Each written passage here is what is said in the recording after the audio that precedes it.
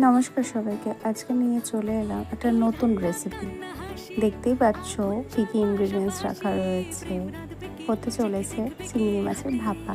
একটা মিক্সিং জারে কিছুটা কালো সর্ষে, সাদা সর্ষে এবং কাজু আর আমন্ড আর কিছুটা কাঁচা লঙ্কা নিয়ে একটু নুন দিয়ে ভালো করে একটা স্মুথ টেক্সচারের পেস্ট বানিয়ে নিতে হবে।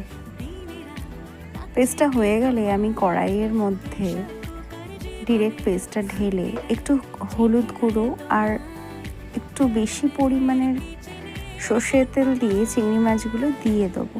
দিয়ে কাঁচা লঙ্কা দিয়ে ভালো করে নাড়াচাড়া করে ঢাকা দিয়ে কিছুক্ষণের জন্য ভাপাতে বসিয়ে দেবো। দেখো কত সুন্দর ভাপাটা হয়ে গেছে, টকপক করে ফুটে এলেই রেডি। 5 মিনিটেই তোমরা এরকম চটজলদি চিংড়ি মাছের রেসিপি বাড়িতে বানিয়ে নিতে পারবে। বানিয়ে করে জানাবে কেমন হলো।